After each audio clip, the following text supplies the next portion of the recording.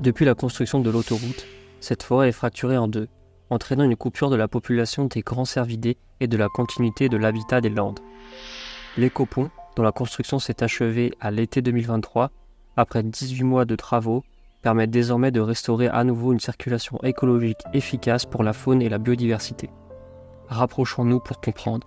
Dans cet écosystème de plus de 10 000 hectares, inscrit au réseau européen Natura 2000, la faune est bien présente. Cerfs et lafes, chevreuils, sangliers, martres des pins, micro-mammifères, reptiles, insectes, mais aussi tout un tas d'herbacées, comme la bruyère cendrée, la calune commune, la lèche des sables, etc. Pour toutes ces espèces, pas de frontières, si ce n'est celles construites par les hommes. Les clôtures, les bruits provenant des véhicules, les phares des voitures sont autant d'obstacles qui empêchent une continuité écologique optimale des espèces. Cet ouvrage exceptionnel, l'Écopont d'Ermenonville, vient remédier à cela. Un ouvrage de 30 mètres de largeur qui enjambe complètement la 1. Nous voici à l'entrée de l'Écopont. Plusieurs aménagements sont en place. Des barrières anti-roues pour interdire l'accès aux humains, qu'ils soient à pied ou sur véhicules à roues.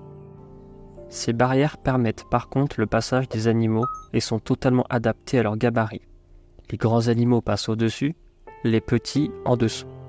Ici, les blocs de grès récupérés sur site ont pour objectif de limiter les intrusions motorisées, aider à la stabilisation du substrat mis en place et favoriser l'intégration paysagère de l'ouvrage.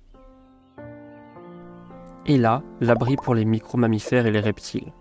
Ces micro-environnements ont été créés pour favoriser le développement de ces espèces et assurer une continuité de leur habitat entre les deux forêts. De chaque côté, des écrans en bois de 2,5 mètres de hauteur permettent de limiter les pollutions lumineuses et sonores de l'autoroute pour les animaux.